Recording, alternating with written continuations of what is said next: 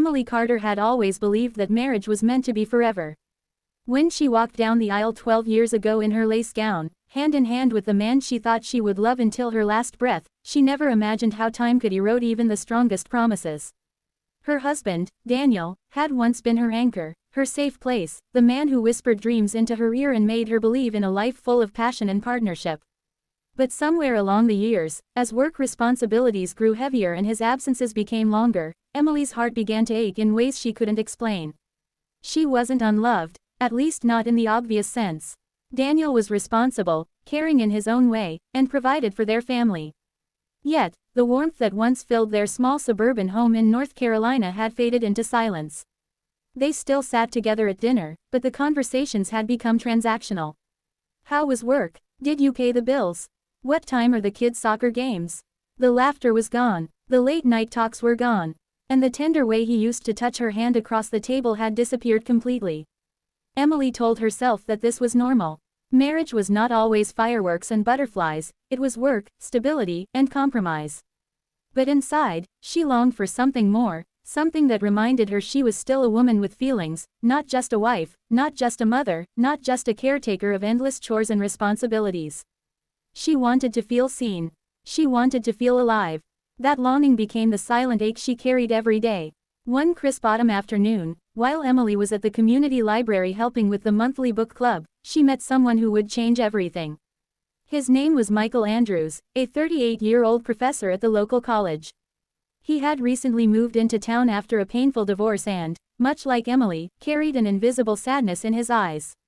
Michael was charming without trying, thoughtful in the way he listened, and his voice carried a gentleness that made Emily feel heard in ways she hadn't felt in years. Their first conversation was innocent enough.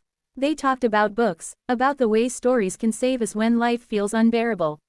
Emily found herself laughing, really laughing, for the first time in months. It startled her how much she had missed that part of herself. One meeting led to another.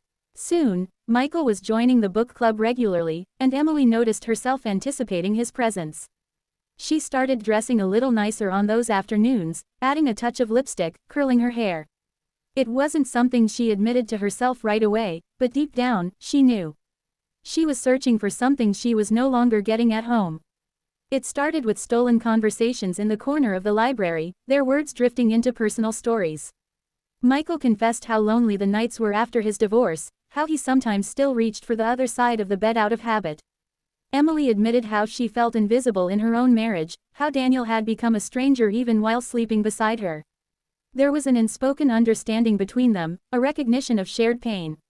But understanding turned into temptation. Temptation turned into something neither of them could control. One rainy evening, after the book club had ended and the other members left, Emily and Michael lingered behind. The library was quiet, the sound of raindrops tapping against the tall glass windows. They sat too close, their knees brushing slightly, sending shivers down Emily's spine. When Michael looked at her, really looked at her, it was as though he saw the woman she had forgotten she was.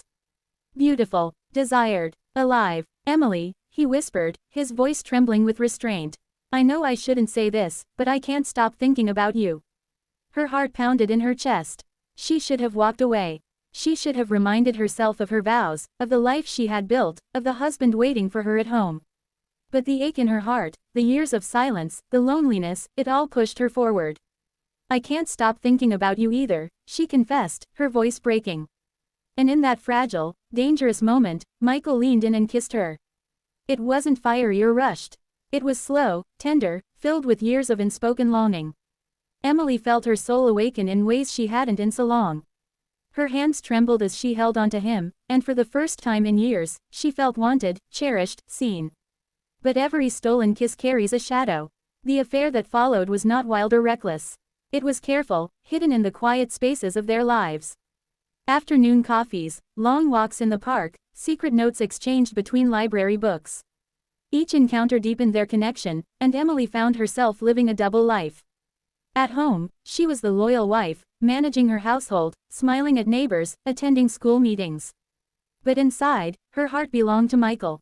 The guilt was sharp, yet the pull was stronger. She told herself she deserved this, that she wasn't betraying Daniel so much as saving herself from disappearing completely. Still, When Daniel looked at her with tired eyes across the dinner table, Emily felt the weight of what she was hiding. Months passed, and what began as a forbidden escape turned into something neither Emily nor Michael could control. They weren't just lovers, they were falling in love. And with love came impossible choices. Would Emily leave Daniel, breaking apart her family, her children's world, her vows? Or would she end things with Michael, condemning herself to return to a life of emptiness and longing? Her heart was torn between duty and desire, loyalty and freedom. But life has a way of uncovering secrets.